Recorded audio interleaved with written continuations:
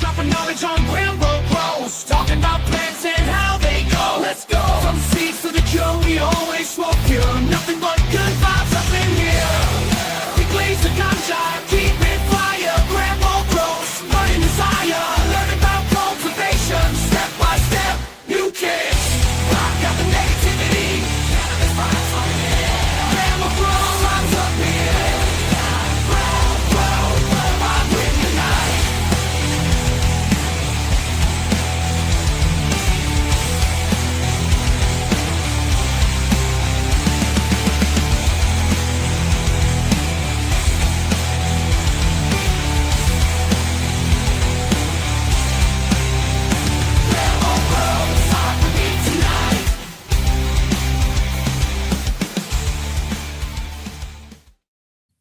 There is nothing but good vibes up in here, my friends. Welcome to the Late Night Smoke. I am Josh GRAMBO. This is GRAMBO Grows, your last chance for all things cannabis, grow, smoke, toke, joke, all the things that we like to do late at night here on Sunday. Is it late where you guys are? I know Norma G, what's growing on is in the chat. It is 3 a.m. where he is at. Now that is the Late Night Smoke. That's the witching hour, right? Once you get into 3 a.m., that's when all the spooky stuff happens, right? Norma G, let us know if any token ghost. Token ghost? I have a joke about that in my comedy act about my buddy wanted to go film at a fucking a haunted amusement park. And I was like, what are we, Scooby-Doo? He's like, we should go film at the haunted amusement park. And I was like, no, man, we're fucking Scooby-Doo up in this motherfucker. But I'm so glad you guys are here. I've been sick the last few weeks, feeling better. Got to the doctor this week. Everything is going good. I'm highly medicated on all sorts of nice stuff. What are you guys smoking on? Let me know in the chat. Not just in the chat. We're live here in front of a couple hundred people, but all you guys watching on Monday, on Tuesday, even on Wednesday, what are you smoking? I always want to know. Are you smoking something better than me? You better not be. I got some awesome garlic banger from Green Dot Labs here in Colorado going down. I am super, super stoked. But today, guys, we got to talk about one of the things I know the least about. I've been growing for about 15 years now, fairly seriously for the last 8 or so. And I'm super stoked to get into organic growing as things are going on. The organic growers, no matter what style you have, everyone's got something to learn from someone else. And I find that I learn the most from the organic guys. I've never actually tried it. I've never actually done it. You guys know me. I use the recharge. I throw the microbes on there. I try to get as much living, back in the day, amending with some worm castings and things like that, but never really went hard in the paint. But I've learned more about growing, the science of growing, because it's what do I always say? You go from stoner to quantum mechanics in 4 questions. You ask why 4 times. The plants like the nitrogen. Oh, why? Well, because the chloroplast and you just keep going down, and all of a sudden you get to because electrons are both a wave and a particle, and fucking And so I always love getting experts in here. And tonight we got one of the great experts, a guy that literally is out there spreading the knowledge of the what I think is probably the future of cannabis growing. It's really tough to have we have limited phosphorus reserves out there. You know how a lot of this NPK is harvested, mined, the guanos and whatnot. So I'm very, very interested to see where the future of this industry is going, especially with the home grower. You can save money and grow danker weed. I think that is a thing worth pursuing. So guys, smoke if you got it. Everyone in the chat, give a warm welcome to meeting for the first time. He was nice enough to come on. I haven't met him in the real life. I cold DM'd him on Instagram, and he showed up for the show. Guys, welcome, Mr. Brandon Rust. Howdy. It's can you hear me all right? Yeah, I got you. All right, good. I just wanted to make sure. It's yeah. Interesting. Usually when I'm on StreamYard, I can also stream it to my YouTube as well, because you're live, right? Yeah, usually I believe all those settings are oh no, actually it's not. There you go. I clicked it on. Maybe it's good to go now. You want me to stream it to my audience as well? Sure. The more the merrier. This is All right. so the reason I started this show back in the day, I got a 6-year-old girl. She was 4 at the time, 5, and now 6. And I put her to bed, and I always just sit and I hang out, and I'm being quiet. My little baby's in the next room sleeping, and I was like, if I just clicked on the live stream, I could hang out with a couple hundred of my favorite grower friends. And 2 years later, all of a sudden, this has become a fun hangout. I wouldn't miss it for the world, and I'm glad that you were able to come join us. What's the title of your show? Organic growing tips that boost flavor and quality with Brandon Rust. And I believe that is going to be an accurate title because right off the bat, I have so many questions for you. Just about nutrient uptake, all these sort of things. I've been indoctrinated by the microbe. I've lived and died by the microbes for the last 10 years. It's really brought a lot of beneficials via terpene expression and the just the overall boost in quality, and using less nutrients, less salty, less ppm going into there. And so you're an expert in like the grokashi and things of that ilk. Am I correct in that phrasing?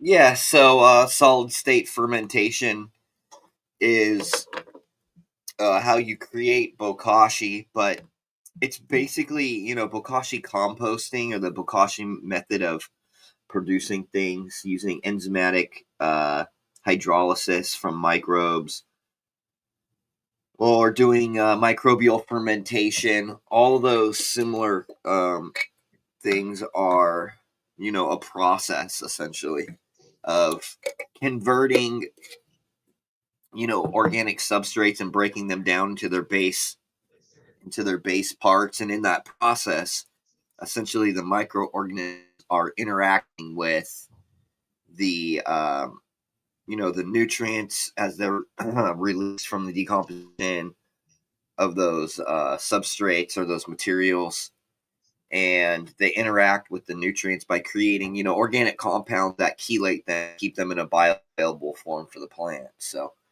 there's a lot of different things that are like happening. Yes, of course. This is one of those questions that I feel like I was wrong on for the last like 15 years about microbes. I always assumed that they were taking the synganic sort of style that most people are accustomed to now, where they're trying to take salt nutrients and mix it with microbes and try to create the best uptake they possibly can. I was always assuming that they would like eat the the salts or whatever, and then like whatever defecate, excrete the bioavailable side of that. That's not correct, right? They're actually kind of dying, and it's their DNA that's feeding the roots. Well, so when you're using let's say a soluble fertilizer, like a salt-based fertilizer, diammonium, monoammonium phosphate, calcium nitrate, any of those, you're liberating available nutrient ions. Those nutrient ions are usable both by the microorganisms and by the plants.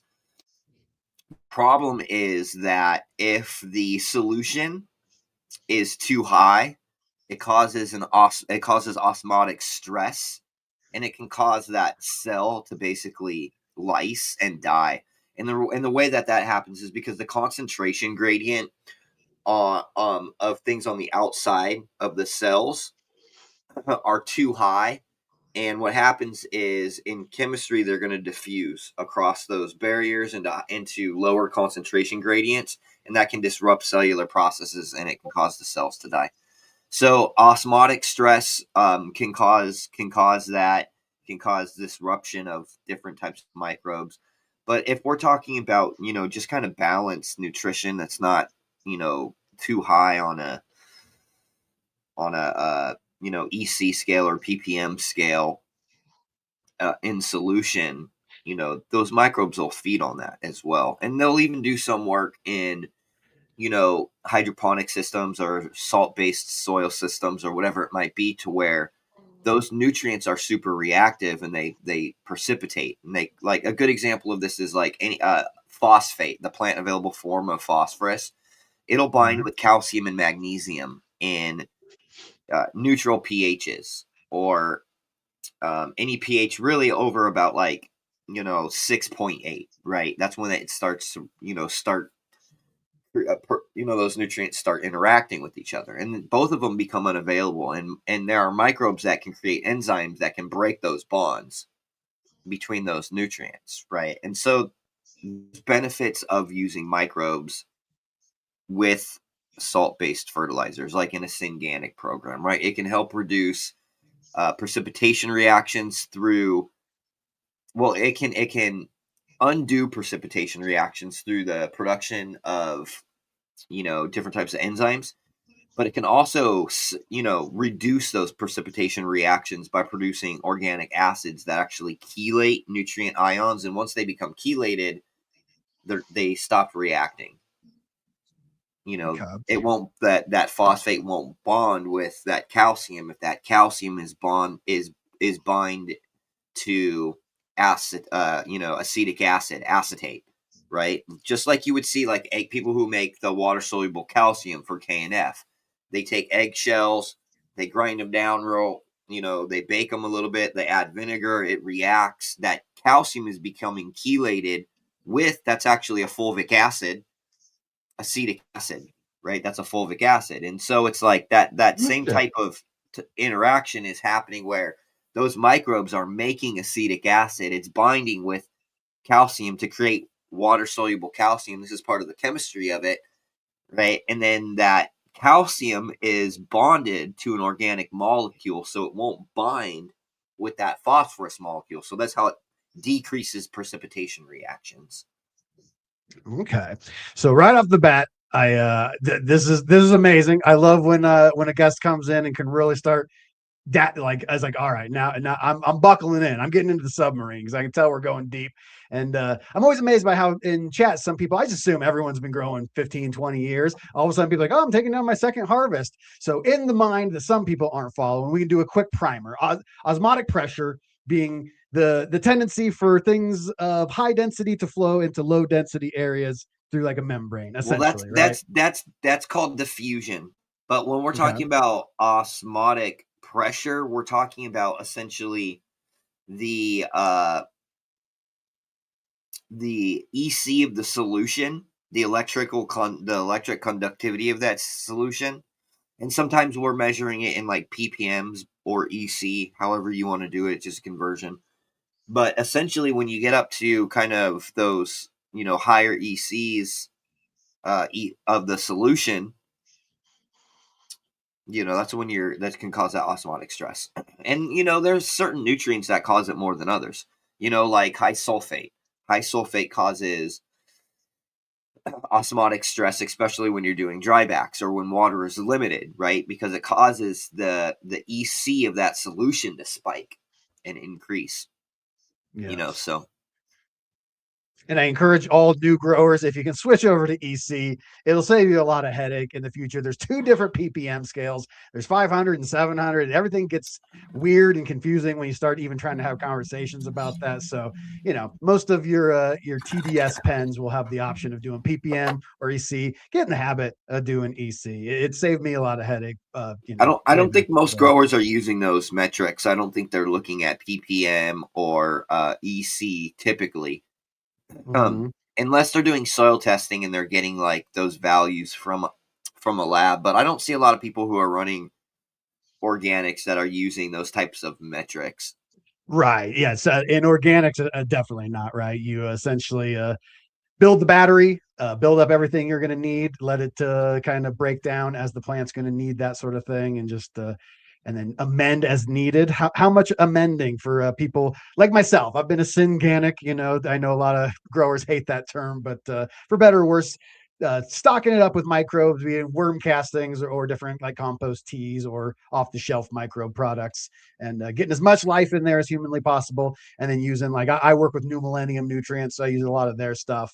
And the microbes were just a game changer for me, but I didn't really understand exactly why it is. You always hear things like a nitrogen's a nitrogen. Plants don't care whether it's a synthetic or an organic nitrogen, but it seems like they do.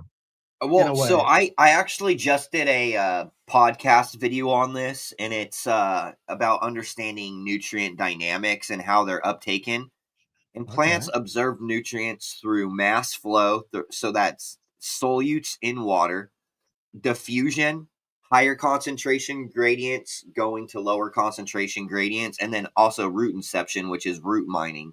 But so those are the three types of ways plants absorb nutrients. However, carbon interfaces and kind of upgrades all of that software through things like chelation and through different types of nutrient plant interactions and then nutrient microbe interactions. And so when we're looking at it from the organic perspective, they become much more efficient. Oh yeah, look at, you have the thing up. If you want to scroll to lives, this one right here, wasting, where it says wasting nutrients. Yes. This one right here, stop wasting nutrients, how plants actually uptake. So that gives, it's about, I don't know, maybe 11 or 12 minute breakdown with a small Q&A at the end, but it really goes over all of the ways that carbon interact with nutrient uptake. And that's kind of like one of the things that is overlooked, because nature developed these systems to interact with carbon and to have these interactions with, again, microbe plant interactions, microbe nutrient interactions, plant nutrient interactions, and they all kind of work together in a synergistic way. So as most people, I'd say it's at least 20 3-to-1 synthetics growers in my world of Grambo grows over here. And it's always the idea of like, how much am I nuking my population by putting my salts in there? And some not all nutrients are created equal. Obviously, some are more caustic than others. But what are we doing that we can do right off the bat? People go in their garden tonight. What's something that we can do to start? Because I want to convert people over into your neck of the woods. I think that the science has got kind of settled on the synthetic nutrient front. All companies are trying to give you the same stuff. Well, here and when we go back to the nutrient stuff, right? So if you look at the nutrient companies, there's regardless of whatever their brand name is, there's only actually 4 companies globally really that manufacture chemical fertilizer. So everything that these people are the majority of what these people are buying are just pre-blended things that they put in their own package, regardless of who they are, or they'll put them in solution. We do things a little bit different because my business partners actually produce the fertilizer, and it's not through those conventional means that those big chemical companies do it. It's through a completely different technology. Yeah, working in the nutrient industry, I was surprised how much white labeling goes on out there. Like some of the biggest brands you've heard of are white labeled other shit. And it's like, well, there's only 4 main chemical fertilizer companies. Right. But I mean, like, I produce our liquid microbes from spores, but like I source my spores from a biotech company that my friend's family owns. So it's like some things I don't produce myself. And it's like that's how it is. But I've sourced the things that I use and made them available, because a lot of the stuff is kind of unconventional. You know what I mean? And it's like the humate fertilizers are way ahead of their time. Dr. George was way ahead of his time on that. But the argument of plants don't know, if there comes from synthetic or organic. The thing is, like, if you were to use something like, one of the forms of nitrogen, which is either going to be urea, calcium nitrate, ammonium nitrate, those are typically, diammonium or monoammonium phosphate. Those are typically the forms of nitrogen that you use. And plants can take up multiple forms of nitrogen. They can take up ammonium, they can take up nitrate, and they can also take up amino acids. Right. And amino acids are a class of organic molecules that contain nitrogen, but that also can be catabolized internally to release NADPH and ATP, which is energy. Right. And so the thing is, what happens is there's a metabolic process where in the soil, ammonium is converted into nitrate, and then the plant takes up the majority of the nitrogen as nitrate form. But then the plant has to utilize energy to convert it back to ammonium, which is then converted into amino acids, which are then converted into proteins, right? And so this process takes up a lot of energy. But if the plant has access to amino acid nitrogen, it can bypass this process that can take up to 18% of the plant's metabolic energy. So essentially, it is saving energy by taking up the nitrogen in this form. And not only that, but it can catabolize those amino acids for energy later on. And we can see that in science paperwork, like there's a science white paper, peer-reviewed white paper called Catabolism of Amino Acids. It's a great white paper, and it talks about all about that type of stuff, and so that's something that you don't see in a synthetic setup, when you have access to those different types of compounds, and then the way that they're transported is a little bit different too. Just immediately Googling that, it's like, holy shit, a lot of stuff that isn't just that isn't just plant related comes up, where it's like, oh man, these amino acids are kind of important in life, not just growing weed. Yeah, well, we need amino acids. All of us do. All right. I always tell a story of, like, until I really started growing cannabis seriously, I didn't fully understand how I was alive. Like, I know that sounds weird, but I realized, like, I'm giving my plants the best inputs. I understand what's going on, and its metabolism, and I don't know shit about what's going on. I give myself, chicken sandwiches and a bunch of crap and expect myself to run top level. And so growing really kind of changed my health, where I kind of looked, it's like, oh, let me look at my inputs. Maybe the problem, maybe the deficiencies are higher up the chain, just like I would do in cannabis. I'm so bad about that because it's just me. I just got me and the dogs here, so it's like trying to cook a meal. It was like just for one person is difficult. Bro, I'm a same way. Single guy. I got a daughter, split time with my ex, but that isn't we eat Chick-fil-A when we're together. So yeah, cooking is a nightmare. But that's one of the great things about smoking weed, is it's supposed to make things funner. I just don't like doing the dishes. If someone do the dishes, it'd be not too bad. All right. Yeah, I'm apartment life. I don't got shit up in here anymore. So that's all fascinating. And then so just one more thing that I always like talking about, chelation. Everyone knows that it's the what is it, the Latin for claw, and it kind of sneaks things in, kind of disguises them in there. Could you kind of run us through chelation, exactly what's going on there? I find it one of those things I understand 2/3 of the way through, but don't fully grasp. What exactly are they doing? It's really, really important to kind of understand this concept, because it actually changes the dynamic of nutrient uptake and availability. And so if you're looking at like a synthetic fertilizer or salt-based fertilizer, what you're usually going to see is a EDTA chelated micronutrients, right? And the reason why is because these nutrients, they need to be in a reduced form, right? Because these nutrient ions that plants observe, they can only take them up with they have to be at a certain charge, right? And they have to be in a reduced form.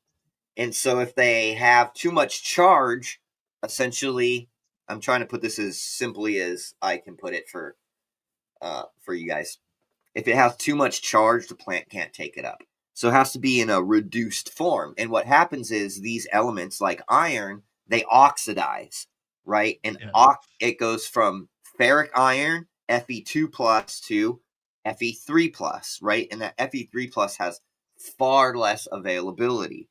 And so microbes have the ability to produce enzymes like ferroreductase, which is an enzyme that reduces Fe3, oxidized iron, into its ferric form, and then it produces hydroxamate sidiophores. And sidiophores are basically these carbon compounds that after these nutrients have been reduced, they grab onto them so they don't oxidize again.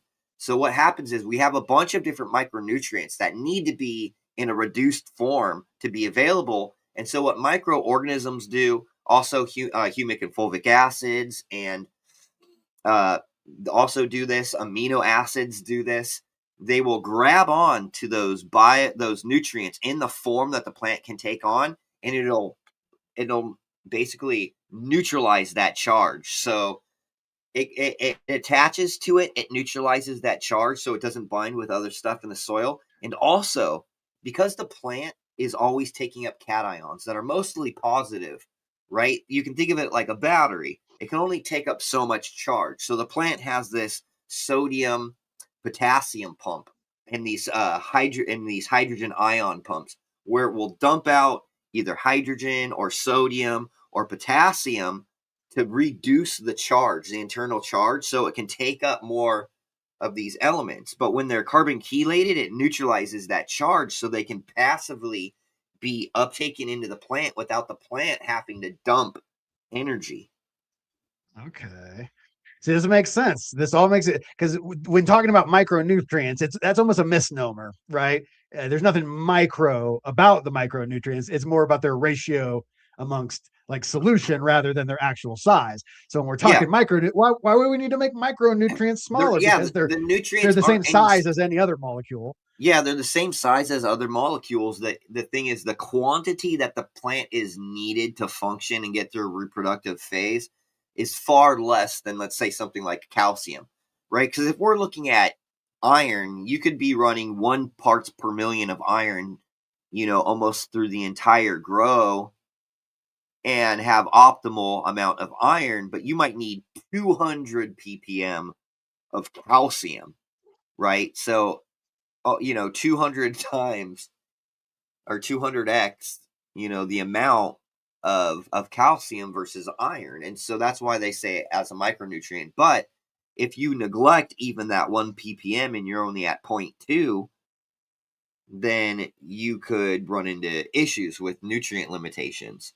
But what happens is to keep these micronutrients in a reduced form, in a soluble form, microbes help to chelate them. Carb dynamics, so humic and fulvic acids can chelate them. Amino acids can chelate them. And it's not just micronutrients, it's things like calcium, magnesium, potassium, ammonium. Most positively charged nutrient ions have the ability to be attached to these negatively charged soil colloids or the surfaces of organic matter, or bind with the negatively charged surfaces of humic and fulvic acids or some of these organic acids.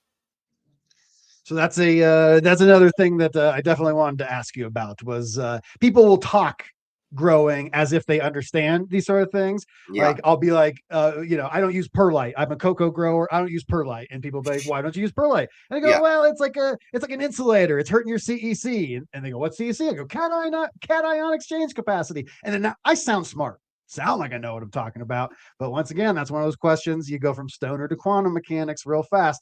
You walk us through CEC, like just give us the basic primer. I know there's positive and negatively charged ions. And easy. Let's go from there. Easy. Okay, so the way that I can describe cation exchange capacity is the surfaces of, let's say, your soil. So all of the surfaces of the sand, the silt, and the clay, they all have negative charges associated with them. And so you can think of these as kind of like parking spots, right? So positively charged nutrient ions, which is the majority of plant nutrients. So calcium, magnesium, potassium, sodium, ammonium, iron, zinc, copper, and manganese, right? Those are all positively charged nutrients, and they can adhere and attach themselves or park themselves in these parking spots. And then when the plant needs them, they can diffuse either through water, like they can go into the water solution and become solutes that are taken up through mass flow, or the plant can use root inception, and root hairs can run into these nutrient ions that are weakly attached to these negative sites. And when the nutrients are attached to these negative sites, they're not bonding or binding with other free nutrients that might be mobile, right? So once you start getting things into solution for longer periods of time, they have the potential to interact with each other because you have positive and negatively charged nutrients. Now, the negatively charged nutrients are phosphate, sulfate, nitrate, and then to a really small degree, which the plant doesn't use a lot of, is molybdenum, chloride, and boron. And so, the positive nutrients like calcium and magnesium can bind with things like sulfate and phosphate. And the micronutrients can bind with those things as well, because you have positive and negative attract, and it creates unavailability in that thing. But when those nutrients are parked in those little parking spots, they stay in an available form. And then the more parking spots you have, the higher exchange capacity. When we're talking about the exchange, we're talking about the availability for that soil to replenish those parking spots with available nutrients that can be diffused into the water, or that the plant can directly access through diffusion or root inception. Does that make sense? It does. And the thing that maybe I was reading chat as to making sure everyone was following along there. So that makes perfect sense. The analogy of the parking spot with the positive, with the negatively charged nutrients. Is it work in the same thing? Are they repelling? Are they coming in? Well, How does that so work? this is what happens, right? Have you ever heard of, why like phosphate runoff or nitrate runoff and how they get into our waterways? Of The course. reason why you're always hearing about that is because those specific types of nutrients don't adhere to the soil colloids, like calcium and magnesium and stuff like that. And so those can actually leach, especially if there's an oversupply. And that happens commonly with phosphorus, because people are over applying phosphorus fertilizers, and instead of applying organic matter to make those nutrients more efficient, because organic matter can interact with negatively charged particles. Some of those can have weak positive charges that can interact and play nicely with some of those negatively charged molecules. So, the carbon dynamics and the amount of organic matter in soils greatly improves the holding capacity for things like nitrates and phosphates and sulfates and some of those really mobile nutrients. That's what we would call them. They're very mobile because they can be, they don't have anything to really hold on to, so they're only kind of there in solution, and they move really easily. So every time you walk, is that and what they dictates react. things being mobile? That's the difference between a mobile and an immobile nutrients, is the charge? Well, if we're talking about soil, so things that have positive charges, if you have a high cation exchange capacity, you're going to be able to hold more of those nutrients. It's not necessarily going to be the same thing unless you have adequate amounts of organic material and carbon for those negatively charged nutrients, because there's nothing for them to hold on to, right? Yes. Unless you have carbon substrates and biology working on them to convert them into and stabilize them, essentially. So I'm that's hearing a lot of that's people what in chelation does. chat. They've been talking Yeah. about biochar. Yeah, It's like a home biochars, humic and fulvic acid. Well, see, what you're getting is you're in biochars, you're getting long chain organic carbon molecules, right? And so those nutrients are binding with those, and they're holding on to those. And so you can increase your cation exchange capacity because you're giving it more parking spots for more nutrients to hold on to. And so as nutrients are liberated and plants are taking them up, bam, more cars can come in and fill those, more nutrients can come in and fill those spaces. And so biochars, humic and fulvic acids, but it depends on which type of carbon substrate you give, will depend on how fast those nutrients become liberated and are available. Because if you use things like biochar and humic acid, you're going to increase cation exchange capacity and have, slower long-term availability, as opposed to something like adding in fulvic acid, which is going to immediately chelate stuff and keep it bioavailable for immediate delivery. Or adding in like a microbial consortium that's going to produce a bunch of cidiophores and a bunch of organic acids that are going to solubilize a lot of these nutrients reduce them, chelate them, and allow them to be delivered, into the plant. That is that is one of those things that you take for granted. You have the old heads tell you to put this stuff in. Oh, you should start using biochar, amend with worm castings. And then it took 10 years for me to finally figure out what's going on there. But it's finally starting to make sense scientifically now. The idea of reducing the energy so the plant has to stress less to uptake it. Well, when you're looking at an input, you have to look at it from, okay, what is this input for? Okay. What does it do? What are the nutrient qualities? What are the benefits to biology? Does it contain carbon? Does it, is it going to have additional benefits from a mineral standpoint? You look at overall how it functions from like, a chemistry standpoint, and you can kind of deduce, what the benefits, and maybe it's not going to have benefits. A good example of this is like azomite, right? A lot of organic growers go to that and say, oh, because it's an acronym for, A to Z mineral nutrition or whatever. I can't remember the exact acronym, but basically it's been marketed as having A to Z mineral nutrition. And so people who don't understand that the actual nutritional values are so low that it's not going to move the needle from an agronomic standpoint, adding these in as far as like getting additional iron or manganese or copper or zinc, or even things like calcium or magnesium, which is like, because the levels in them are so low. And I'm not saying that. And then you have to be careful too, because things like that have such high aluminum. And so it's like when you're looking at an input, you need to look at all the pros and cons and figure out, okay, from a nutrient standpoint, how much iron, if I'm using this to bring in nutrients or A to Z minerals, what are those minerals? Are they beneficial to the plant, or are they just kind of a broad range of trace minerals that plant may not use, but they might be beneficial to biology? So there, you just have to look at it from like looking at it holistically and contextually,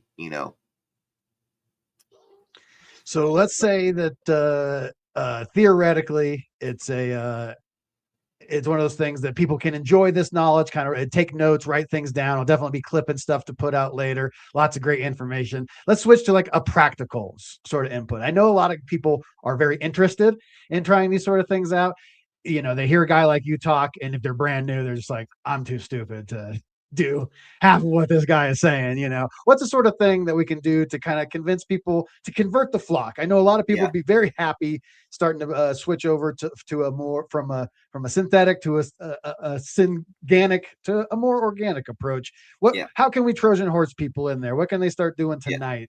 I'm glad you asked this question, because the science can be really complicated. It might be hard to understand sometimes, but it's really about practical application, because the science doesn't matter if there's no practical application. If the science can't be replicated to get a certain result every time, then it doesn't matter what the science actually says, right? So practical application is oftentimes much more important.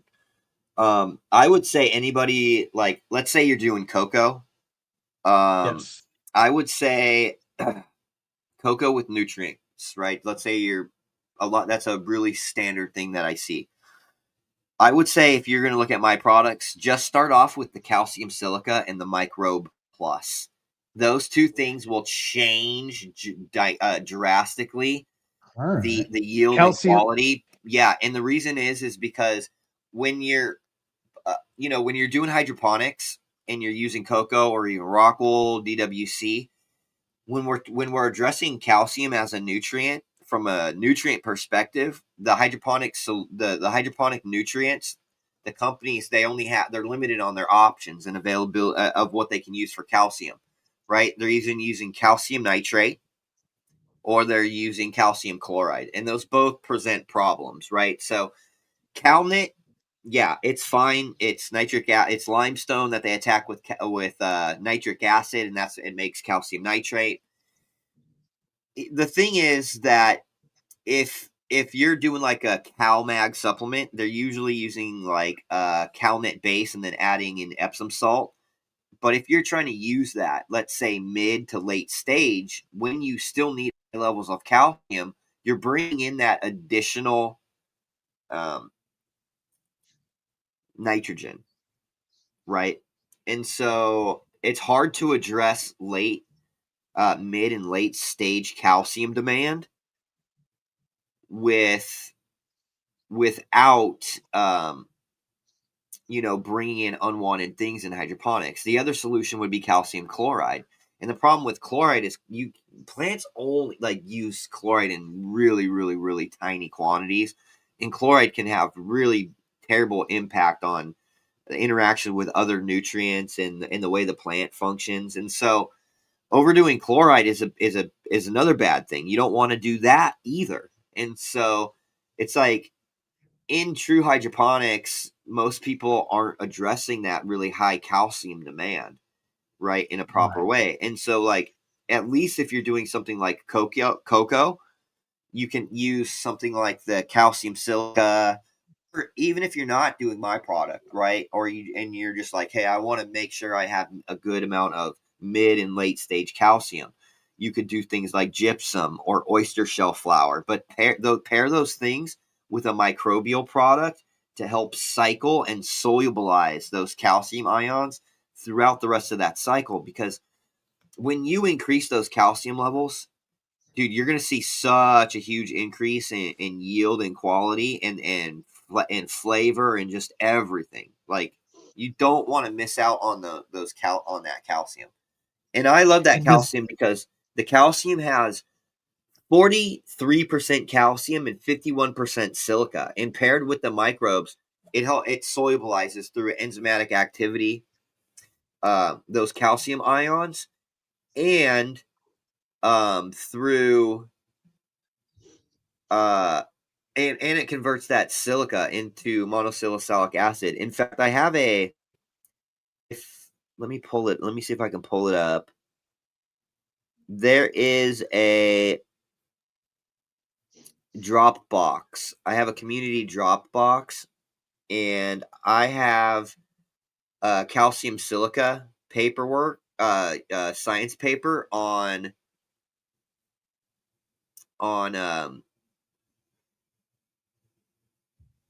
the increased silica levels and calcium levels with use in pumpkins. All right. Yeah.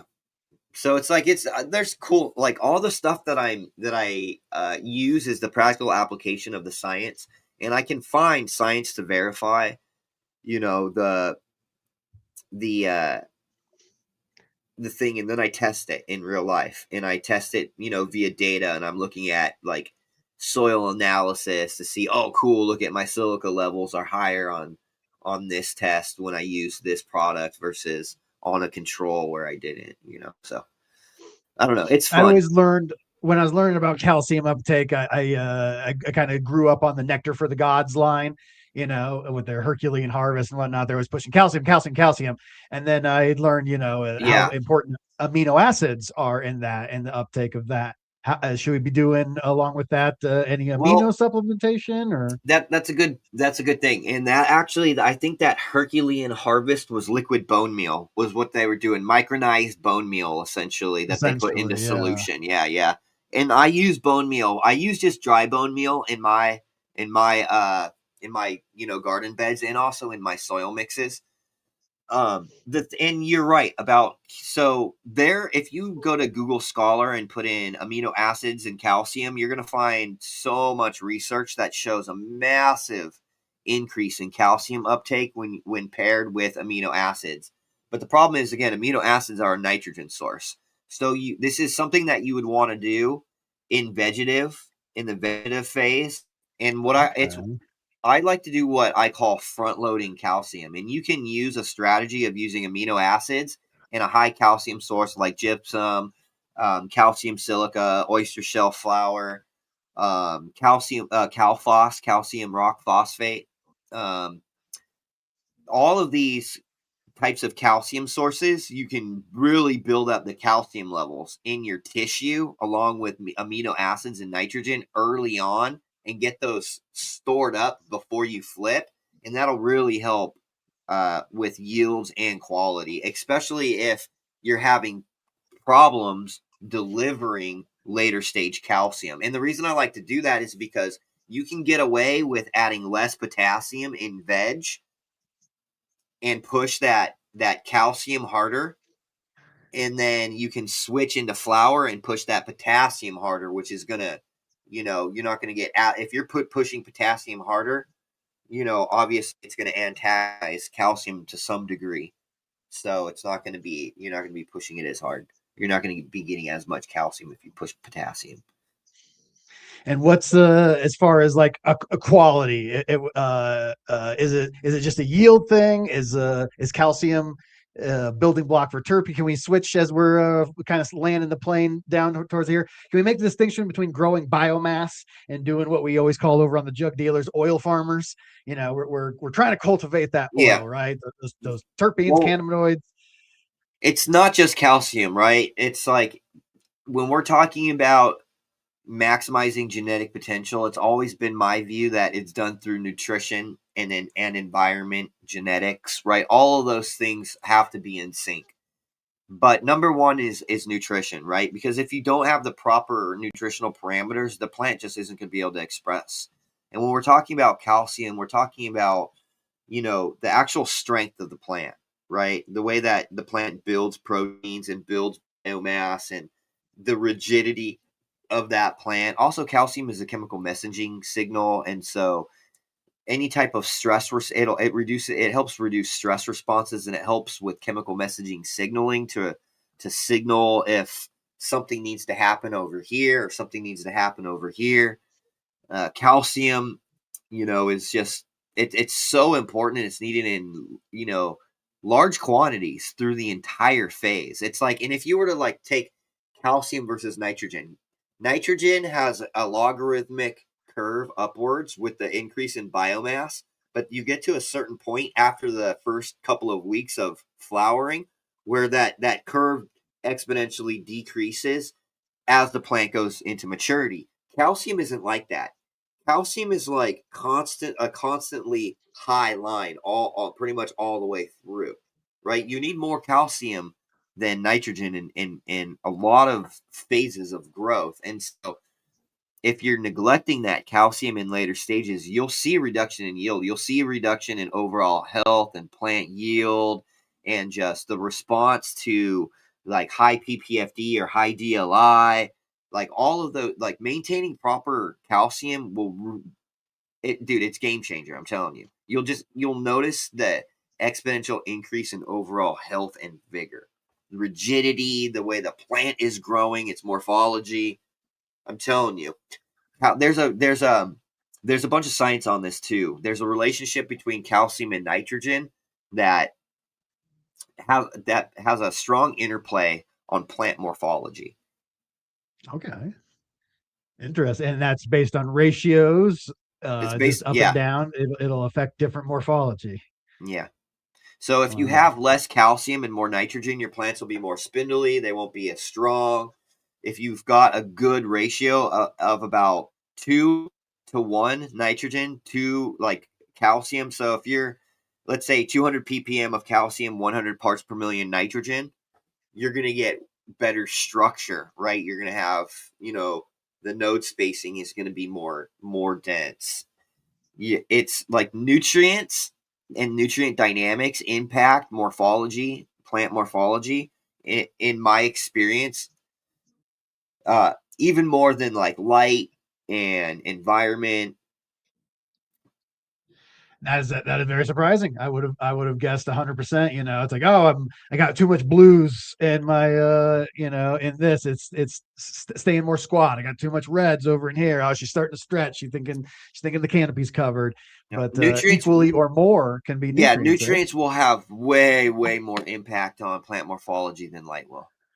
Wow. Okay. Now that's fascinating. In most cases, I can't say in all cases, because if you are doing all kinds of crazy stuff with your light and making it trigger all types of weird hormone stuff or something, I can't say what would happen. But under normal with the modern circumstances. the spectrum tuning and everything that's going on these days, definitely all things are. But this is the thing that you definitely introduce a whole bunch of people to a fascinating concept. The idea of like mixing nutrient levels to kind of that's like a meta game that I think that I wasn't prepared to even take on right now. The idea of like ratios of nutrients to get like we popped some autoflower seeds a few months ago with me and Scotty Reel up at the bakery, and they were so goddamn squat. The internodal spacing on these things were so teeny tiny. We're like, oh, we're throwing some red light on it.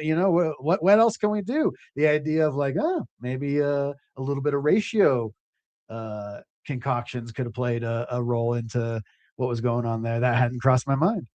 Yeah, I mean, when it comes to plant nutrients, it's really cool to, be able to look at actual data that's coming from the labs, looking at standard soil and saturated paste and leaf tissue analysis, because you can make a correlation to like how nutrients are moving, what's in soil, what's in solution, okay, and then what's making it as a percentage into the leaf tissue, or looking at sap analysis and looking at how nutrients are actually moving from the bottom parts of the leaf to the tops of the leaves, and it's like when you collect data and you can look at plants and you already know how to, like, I've always been good at diagnosing plants when they have issues, but when you use the data and you can basically like know exactly what needs to be there, so that way you never really run into an issue.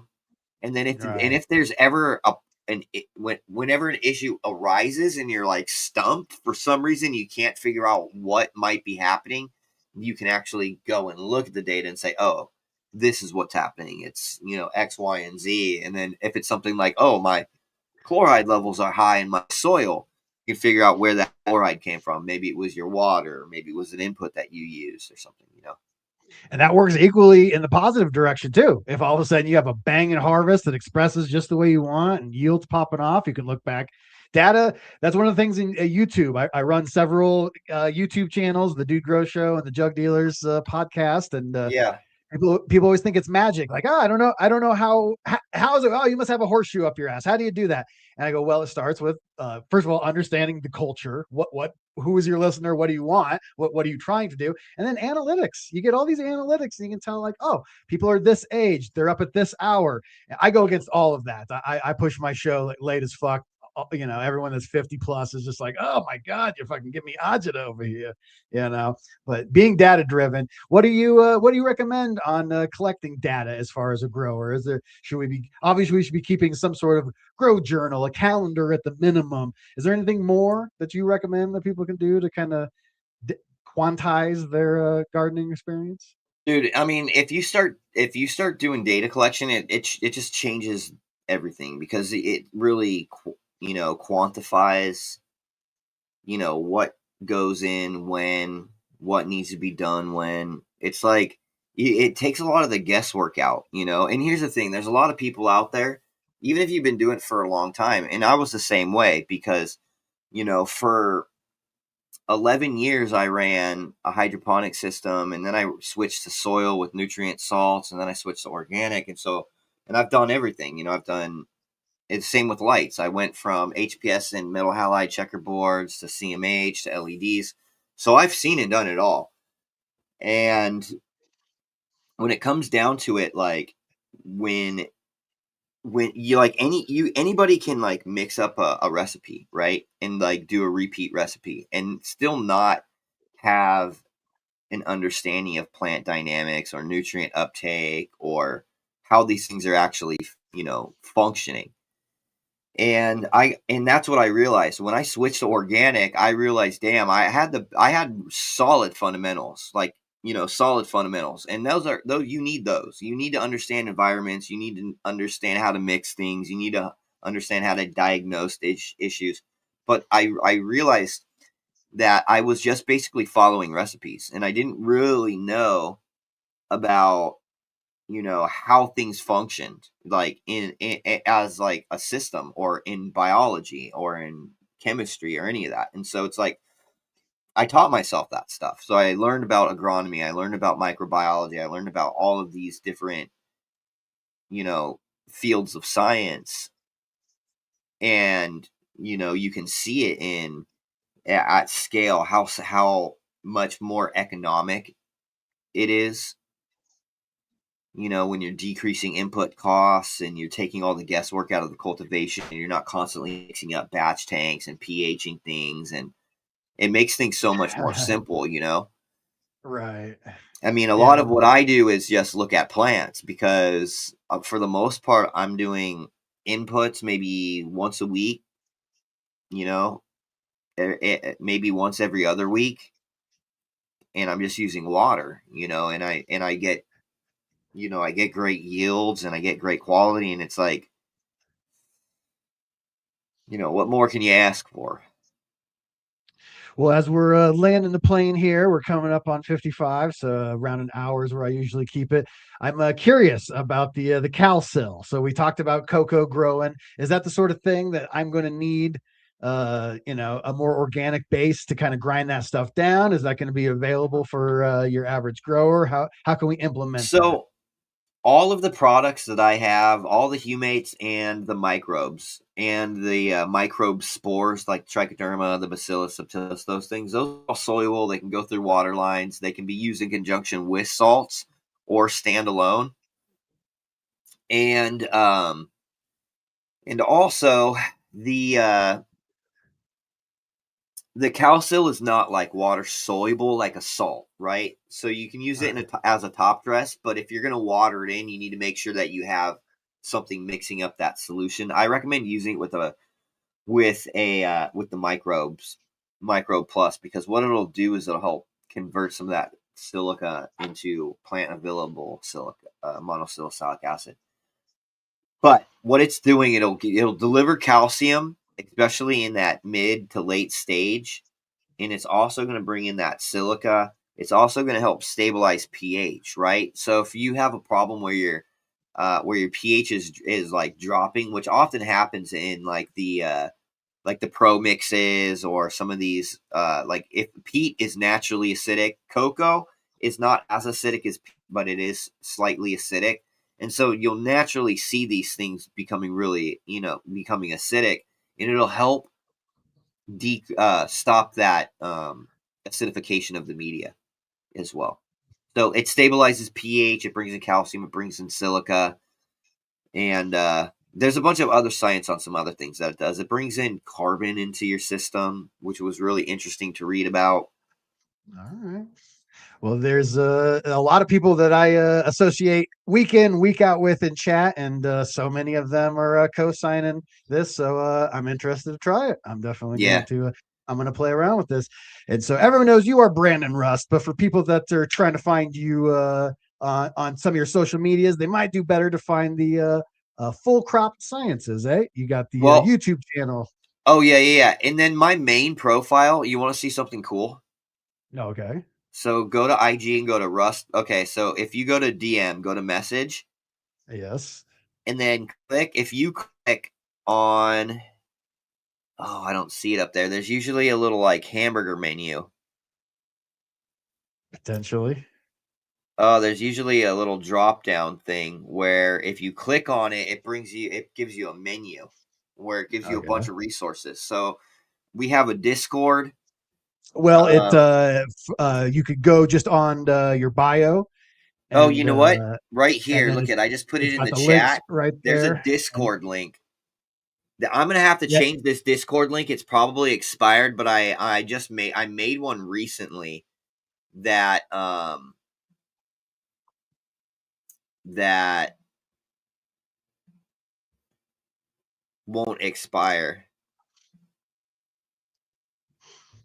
Well, I definitely tell everyone, go over and join that Discord. If you don't understand how valuable these, not just Brandon himself, but his community, super, super knowledgeable. I come from the Dude Grows crew. The DGC teaches us more than we teach each other. So definitely take him up on that. And if the link is expired, check back. He'll get that. You know what? The Discord just got all revamped up. So there's all different types of, dude, it looks awesome. It's awesome over there. We've got a really cool community.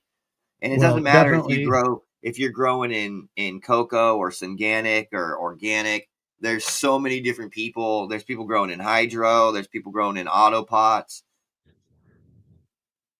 Well, type him in there on Instagram. He comes up, Brandon Rust. It's rust.brandon actually on Instagram. And then click those links. He's got the Full Crop Sciences website, YouTube channel, the Discord, the Dropbox with all the citations and information, white paper sort of stuff.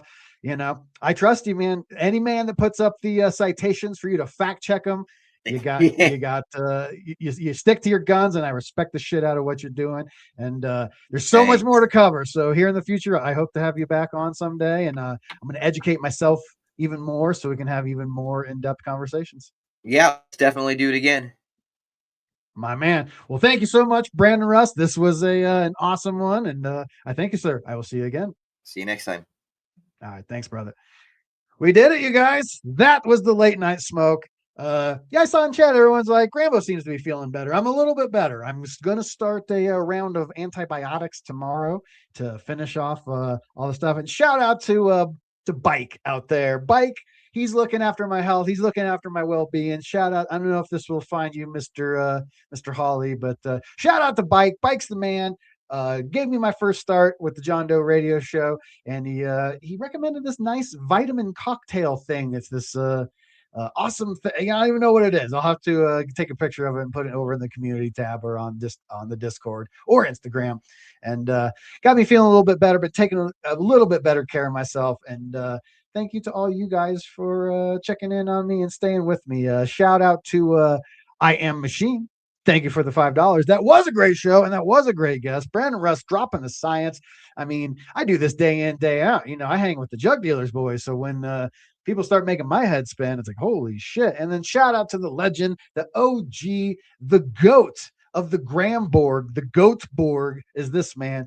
Shout out to LJ Jones. Dropping the 5 gift subs. Endlessly appreciate you. Hey, that's fucking look at this lurking son of a bitch. Shout out to Bike. Get seats here right now. This man is he's a legend in the game. He knows everybody, and he's been looking after my. He sent me. He's like, Grambo, here's some links. Buy this nutrient solution. Get yourself some zinc. Get yourself some magnesium, son. And yeah, been feeling a little bit more energized. You guys can tell, and that makes me feel good. So thank you, LJ Jones. Thank you, I Am Machine. Thank you, Mike Holly. Thank you, Brandon Rust. Thank you, DGC, Juggernauts, GramFam, and most of all, GramBorg. We're going to do a post show after this. We got some stuff to talk about. Yeah, I got a Discord. It's just Josh Grambo. You type in Josh Grambo. I should be pretty easy to find over there.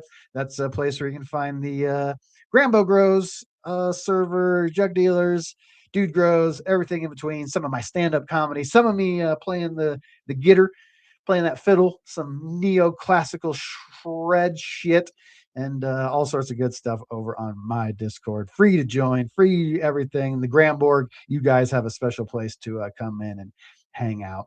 So thank you all. I will see you Tuesday for Jug Dealers, Wednesday for Dude Grows Live. I'm told we have Extract Seller Kyle coming in for the live on Wednesday. Should be a good one. We got shut down last week. Will we get shut down this week? All that and more this week in cannabis media. Love you guys. Thank you so much. And thank you to the GramBorg. This is my tribute to you. Nothing but good vibes up in here. My name's Josh Grambo. This is the Late Night Smoke. Let's dance. He's the man with the can with the punchline grin. Shred licks lit while the grow lights spin. From Dude Grows to Jug Dealers rides. He's mixing jokes, chords, and cultivation guides. And it's clean, green screen sight. And that theme song hits just right at night.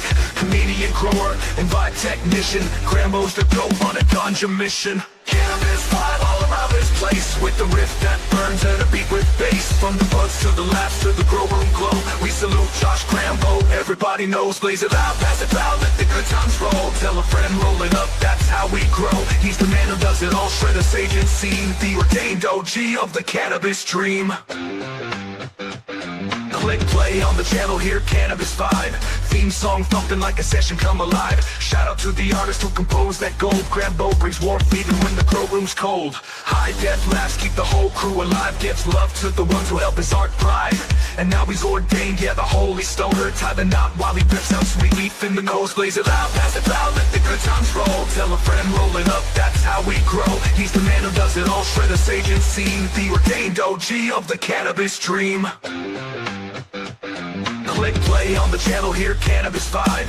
Theme song thumping like a session come alive. Shout out to the artist who composed that gold. GRAMBO brings warmth even when the grow room's cold. High def laughs keep the whole crew alive. Gives love to the ones who help his art thrive. And now he's ordained, yeah, the holy stoner. Tie the knot while he rips out sweet leaf in the corner. Do you take this trade to be a lifelong high? He'll bless your bud for your vows flow by.